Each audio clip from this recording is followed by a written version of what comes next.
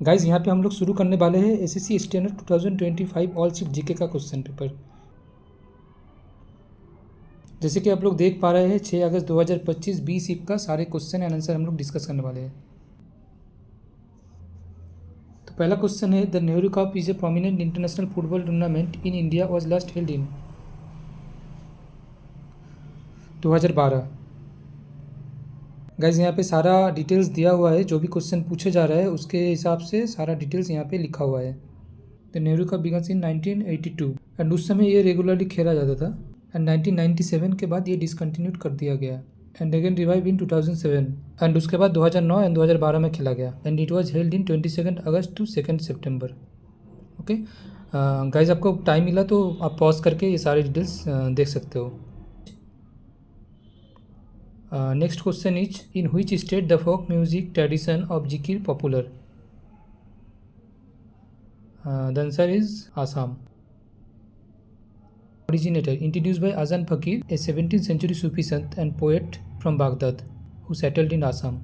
इसका जो थीम था, Zikir songs convey spiritual and moral messages focusing on Islamic values, unity and humanism. और यहाँ पे आप लोग देख पाएंगे द एक्चुअल आंसर जो भी आंसर की में दिया गया है। Okay, the next question is, which of the following is not a Maharatna company as of 2024? Hindustan Copper Limited, National Thermal Power Corporation Limited, Oil Natural Gas Corporation Limited, Steel Authority India Limited. The correct answer is Hindustan Copper Limited. Guys यहाँ पे आप लोग देख पा रहे हैं Hindustan Copper Limited is the right answer. Here is the list of Maharatna CPSEs in India as of 2024 after HAL was upgraded to Maharatna status in October 2024 में। तो यहाँ पे सारा लिस्ट दिया गया है, आप पॉज करके स्क्रीनशॉट ले सकते हैं। And here is the list of Maharatna companies as of 2025 and आप लिख सकते हैं या स्क्रीनशॉट ले सकते हैं। Okay,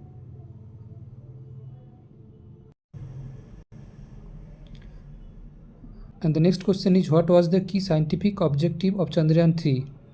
To demonstrate a safe lunar landing and rover operation, to study Mars atmosphere, to measure gravitational waves, to orbit the moon. And the right answer is to demonstrate a safe lunar landing and the rover operation. Here is the answer key, you can see the right answer. Chandrayaan 3 is India's third lunar mission developed by ISRO. And India is the fourth country overall to achieve a south lunar landing after USA, Russia and China. और यहाँ पे कुछ details दिया हुआ है चंद्रयान 3 के बारे में, जैसे कि लॉन्चिंग डेट 14 जुलाई 2023, लैंडिंग डेट 23 अगस्त 2023, launch vehicle LVM-3M4 formerly GSLV-AMK-3। Launch site था इसका Satish Dhawan Space Centre, landing site तो आप जानते ही है near the moon south pole.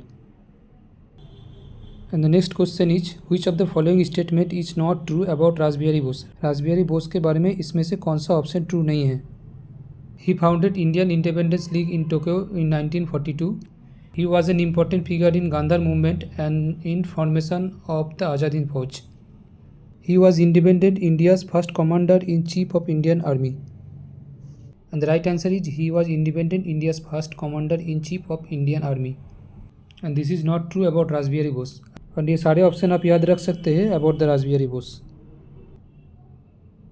You can see here the right answer. Rash Behari Bose born in 25 May 1886।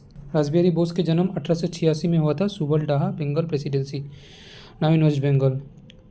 Died in 21 January 1945, Tokyo Japan. ये सारी information आप याद रखना, कहीं से भी क्वेश्चन आ सकता है। गाइस जो भी लिखा हुआ है इसका आप स्क्रीनशॉट ले सकते हैं या वीडियो पॉज करके आप कंप्लीटली देख सकते हैं। Guys the next question is, which countries are the member of BIMSTEC? The right answer is Bangladesh, Bhutan, India, Myanmar, Nepal, Sri Lanka and Thailand. You can see here the right answer. BIMSTEC stand for bay of Bengal initiative for multi sectoral technical and economic corporation, established in 6 June 1997 and it was renamed after Myanmar joined in 1997. After joining Myanmar इसको rename किया गया as a BIMSTEC and Nepal and Bhutan join किया था 2004 में। 5th BIMSTEC summit हुआ था कोलंबो, श्रीलंका 30 मार्च 2022 को। Next The next question is which of the following was a major effect of the 42nd Constitutional Amendment? The right answer is it increased the tenure of the Lok Sabha and introduced fundamental duties. 42nd amendment act 1976 में पास किया गया था emergency के time पे, imposed by prime minister Indira Gandhi, and उस time preamble में socialist secular integrative word का add किया गया. The next question is what are the extreme charge particles ejected by the sun into space called? The right answer is solar wind. See the right answer.